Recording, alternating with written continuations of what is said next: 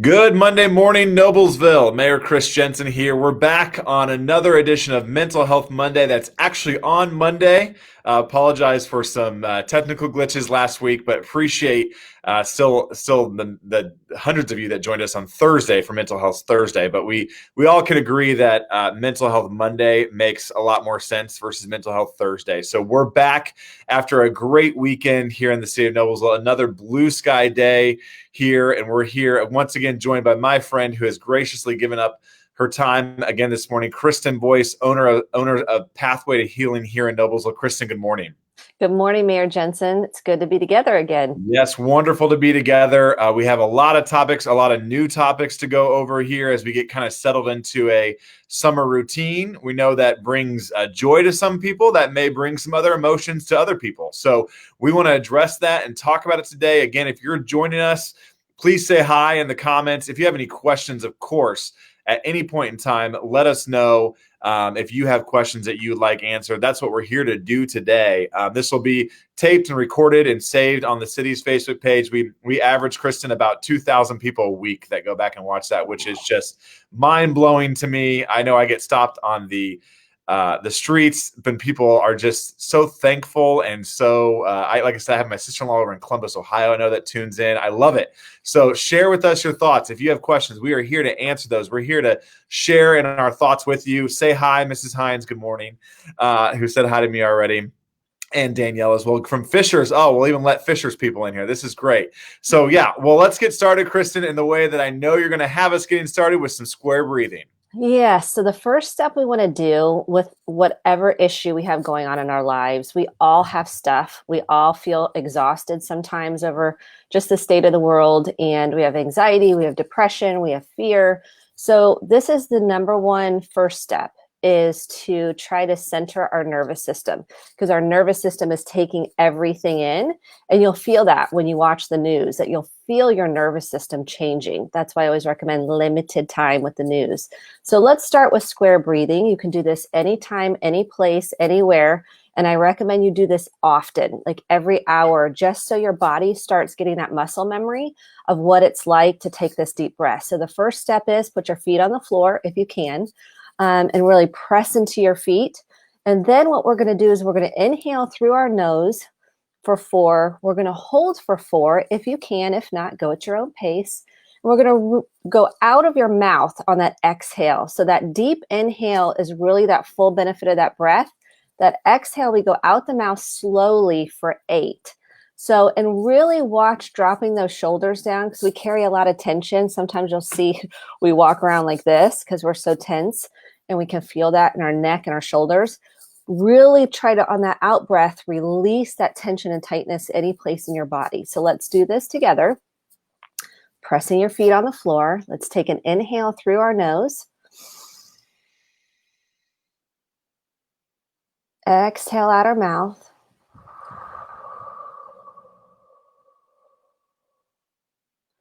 And if you cannot get that full breath, some people have to lean back to kind of get that diaphragm really engaged. Some people have to kind of have a tall spine where they imagine kind of being pulled up. And some people really just have to kind of play with that to see where are they getting that full benefit of the breath. So just notice where you might have to play. You might have to lean. You might have to stand up taller to get that diaphragm engaged. So let's do one more together. Inhale through your nose. Exhale out your mouth.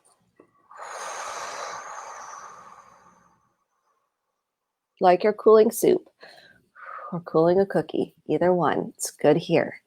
And all are welcome. So we're so excited for people all over the country, internationally, wherever people are coming. We're just grateful for your presence here today with us. That's awesome. Thank you. And I know City Councilor Aaron Smith is on today, and I saw him doing some square breathing this Saturday. We had a retreat. He probably was mad at me at a few points, but I saw him doing some square breathing. So it can be used any time of day, anywhere you are. Practice your square breathing. I know it's helped me immensely over the last several months going through this experience. So let's turn our topic. I want to recap a little bit last week. If you weren't able to join us on Mental Health Thursday last week, we talked about anxiety. And anxiety tends to be a very front of mind when it comes to mental health.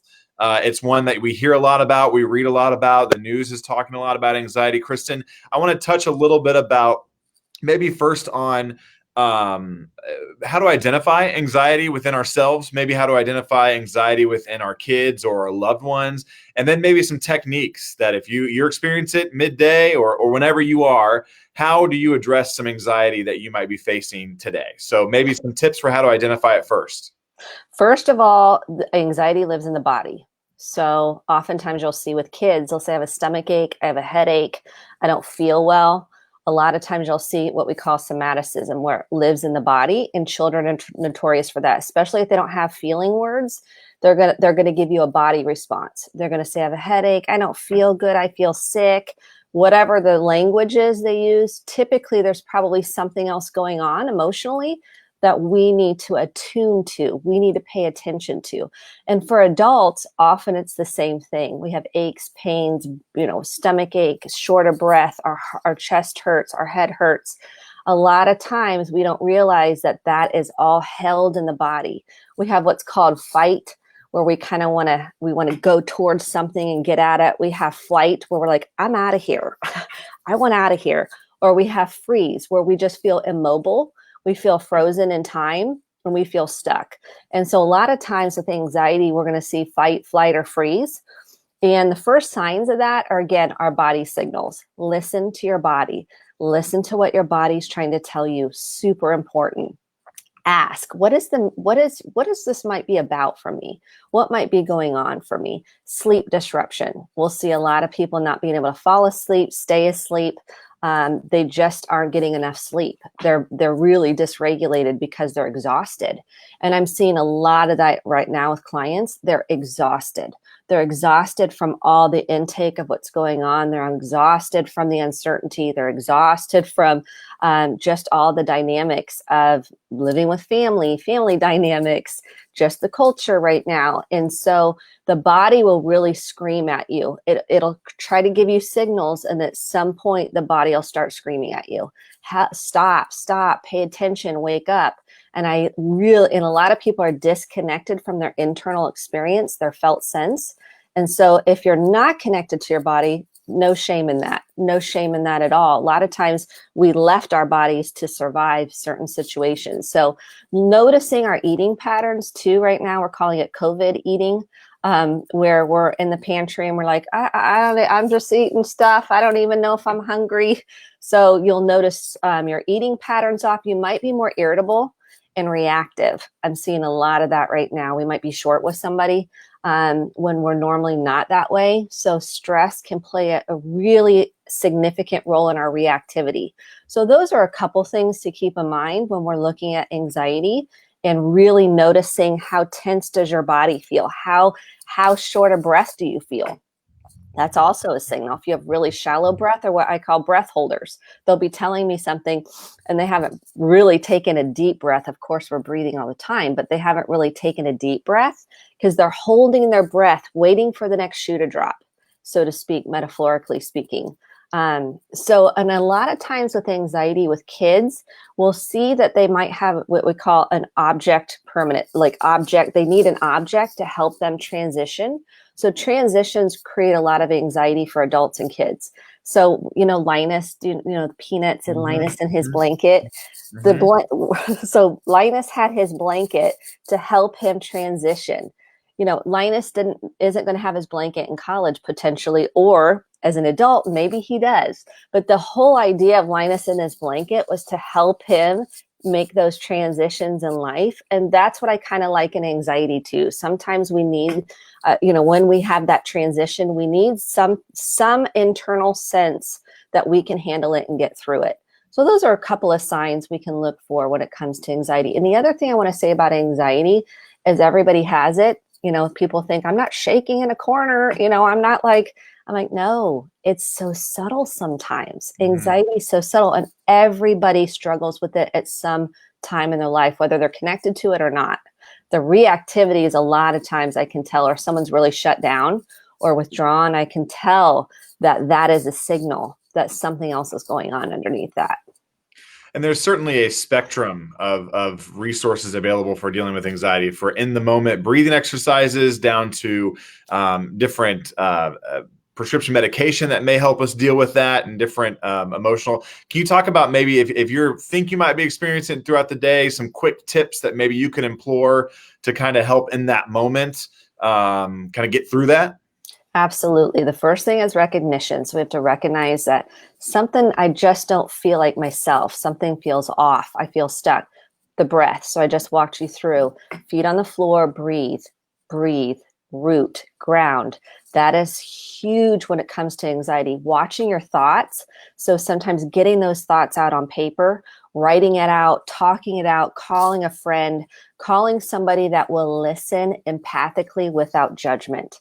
We're all afraid of being judged. All we want is to feel loved and accepted for who we are. So a lot of times we'll hide those parts of ourselves because we're afraid of judgment. And one of the things is, even if you have one person, that is enough. One person. So reach out to support system. Going for a walk, if you can, just if you're physically able to go for a walk, I recommend getting out in nature. Walk and breathe. Listen to a podcast. Listen to a meditation. Prayer can be helpful. If that's something that you practice often in your life, that can be super helpful. Reading about and educating yourself about emotions, super important. There's a great book. I don't think I have it handy, but it's called It's Not Always Depression. We think it's only about depression. No, anxiety and depression look very similar. That's a fantastic book on how to work through your emotions in order to work through anxiety. So educate yourself, listen to podcasts, read books. Spend time with an animal. I know I said that last week, but I can't emphasize that enough. We feel unconditionally loved and accepted and non-judged by our pets. Spend time with your pets. That's huge. That helps us regulate that nervous system. So we can come down to our prefrontal cortex in the brain that says, I can handle this. I can do this. So those are a few things that I recommend on the regular with clients. I recommend making a nurturing list for yourself. So on that list, because everybody's different, everybody's unique, write out those things that help you feel more centered. So I gave you a list, just a quick couple of list items here. I recommend, I call it the nurturing list. So when you feel afraid, when you feel anxious, when you feel overwhelmed, when you feel alone, when you're going through grief, you pull out your nurturing list. Because sometimes we can't even think about what we need. We're so exhausted and overwhelmed. Have it handy, put it up, and then start going through your list of something you can do for yourself to nurture yourself through it. That's really helpful. And I like what you said last week too. Anxiety is about the future. Depression is about the past. And that to me really struck a nerve. And I think we'll discuss depression another day, but I think it's very important to put that on a continuum and understand kind of what anxiety is leading to and what you are focused on that's making you anxious too. So I know I said last week, I've dealt with anxiety before. I loved your comment. And Mrs. Abel, who I've known for a long time, said, everyone has anxiety. It may be subtle. And you're exactly right. It has some form of it. And I've dealt with it in the past too. And my coping mechanism tends to be exercise. That's how how I'm able to process and move. And I know everyone's is different. So if you've dealt with anxiety in the past, feel free to share with us how you have kind of what is your nurturing way, as you put it, Kristen. That was really, really helpful to lay out there. So thank you for that. And again, I think anxiety is one of those things that we're going to continue to hear more and more of. I was in a conversation this weekend that even though we're still in the middle of COVID, but things might be getting back to normal, but that's actually manifesting some anxiety in a lot more people. This new normal is even doing so. So let's stick together and continue to talk about it. So I want to shift a little bit now and talk about a new topic around fear. Fear is something that we hear a lot about. It's easy to see if you turn on the TV about in the news right now. There's a lot that you could be fearful about. And I know we got an email last week from Noblesville Schools. Our great partners there are focused on opening on August 3rd. I know a lot of parents are gleeful for that, but at the same time, a lot of people are very fearful for that. You may be fearful to go back into the workplace. You may be fearful to just even get out to go to a sports game. You may just turn on the TV and be fearful of our society and what is going on all around us. So let's talk a little bit about the manifestation of fear. where it originates, and then Kristen, maybe some identifiers around that, and then we can talk about some techniques and some resources around fear. So I think it's really important to understand fear, that fear is actually underneath anxiety.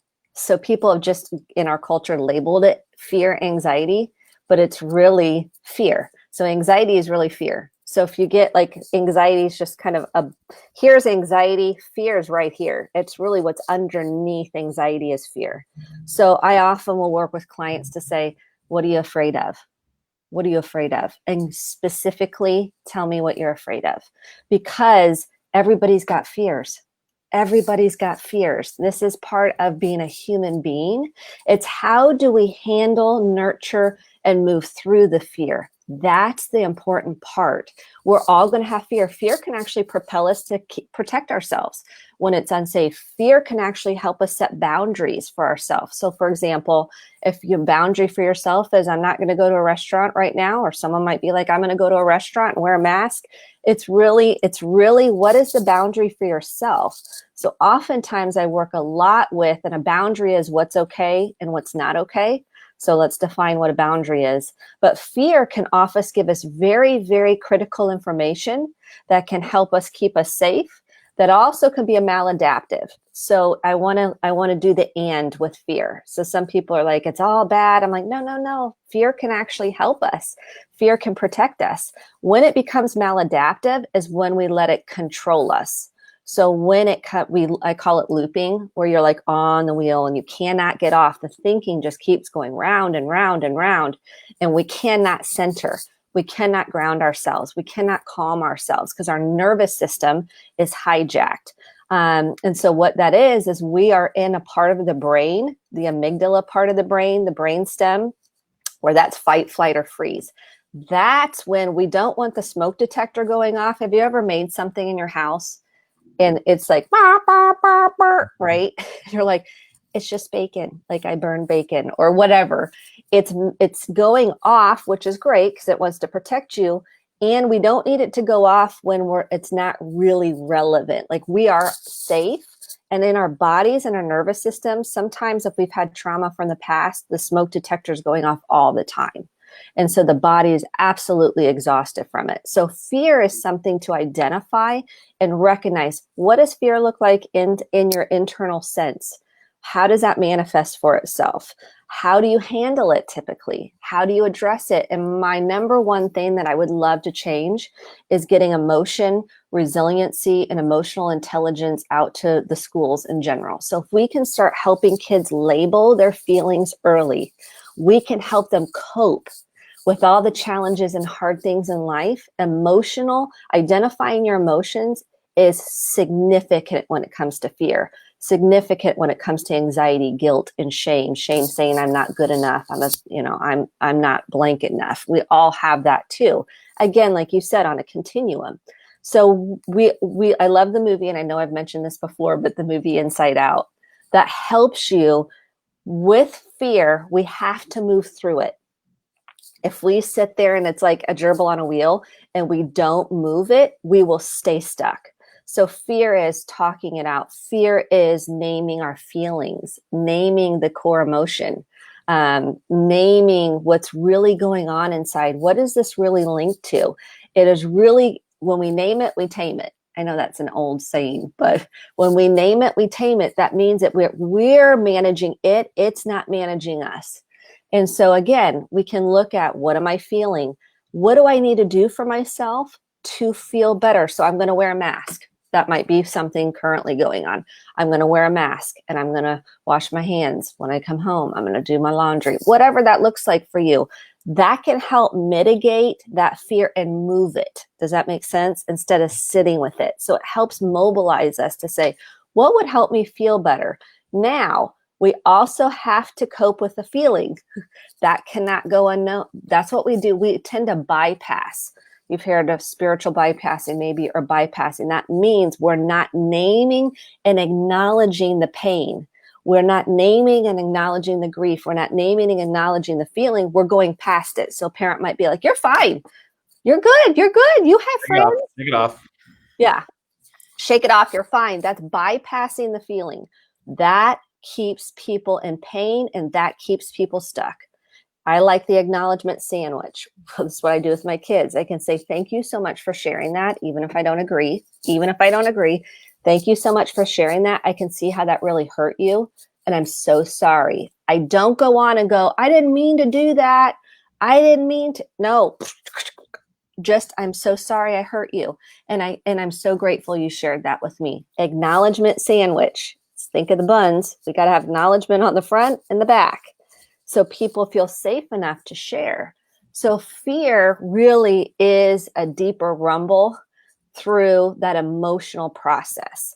And when we can do that, and when we can acknowledgement, when we can attune to it, then we can move through it. So people that go, oh, it's not that bad, that's bypassing.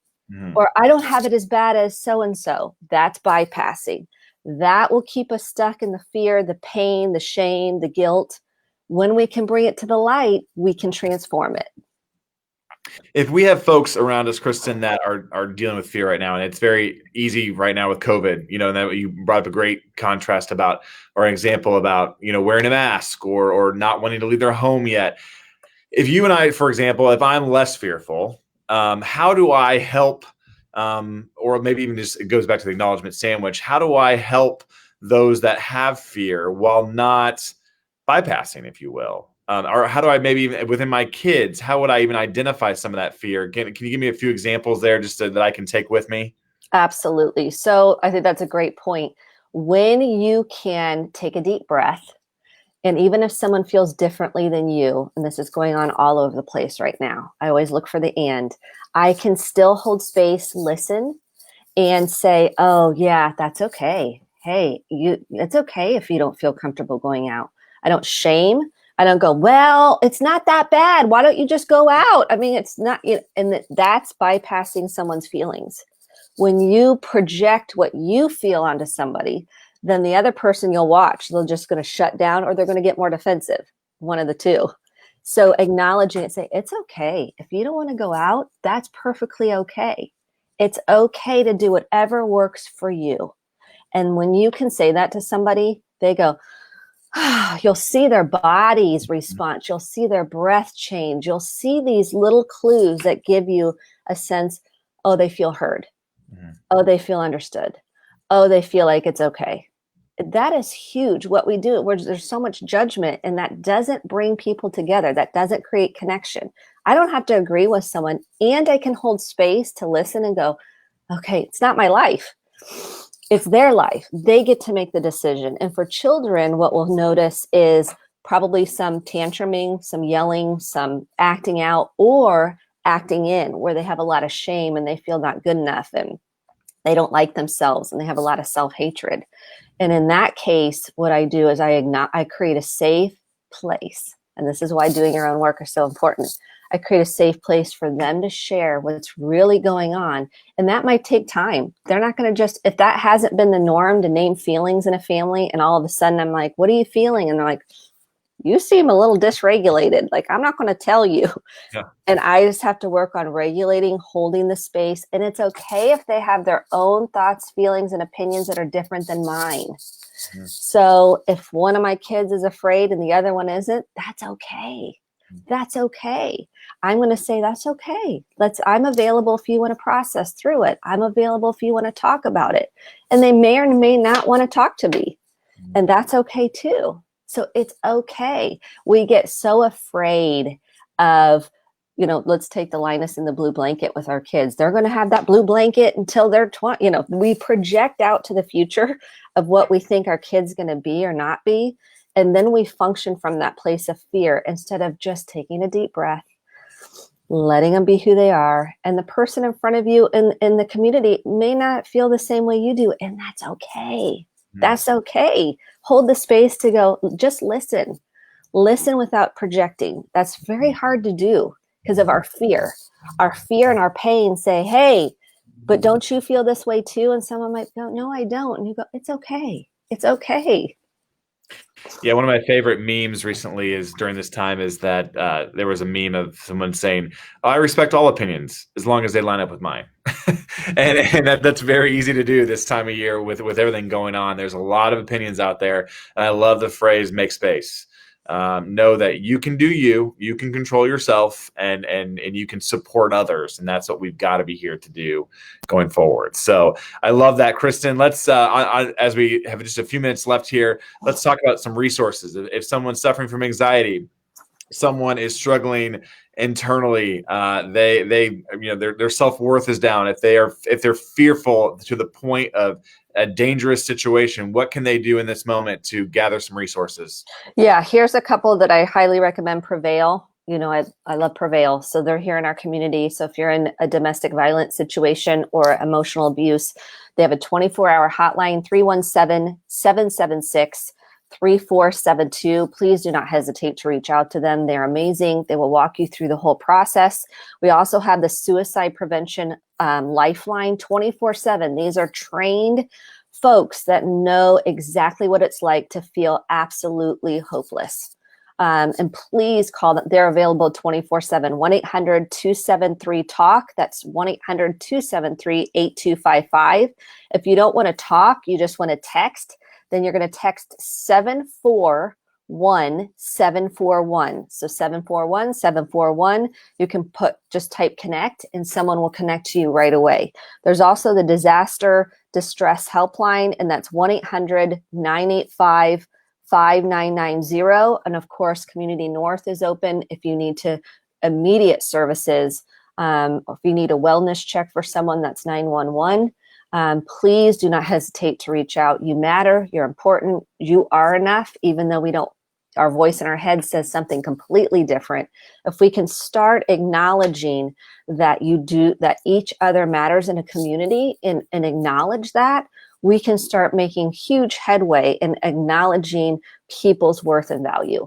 And if we don't acknowledge our own worth and value, it's hard to do that for someone else. So I just encourage you, listen to podcasts, take on some books. I love Brene Brown's work. Dr. Brene Brown, she has written many, many books, studied shame, that feeling of worthlessness and not feeling good enough, and vulnerability. You can find her TED Talk. She's written Rising Strong, The Gifts of Imperfection. Highly recommend her work. And she also has a podcast that you can tune in as well. So in terms of anxiety, she's a great one. Well, that's awesome. I think you said it well, Kristen. You are enough. You matter, Noblesville. We are in this together. What another wonderful Mental Health Monday, Kristen Boyce. I can't thank you enough. You are just a wealth of knowledge, and to take time and share your day with us and share resources. I just genuinely hope we really appreciate you, and we appreciate all of you for tuning in today. Please share this. Direct your friends and neighbors. Have them come join us. Host a Mental Health Monday party in your house. We'd love to do that. It'd be great. Well, actually, you probably shouldn't with social distancing. Sit outside and do that. How about that? Anyways, thank you, Kristen, again. We'll look forward to seeing you back here next Monday, 11 a.m. for another edition of Mental Health Monday. But in the meantime, take care of one another. Take care of yourself. You are enough, and we're in this together. Thanks, Kristen. Thank you. Start a conversation. Start connecting. Step into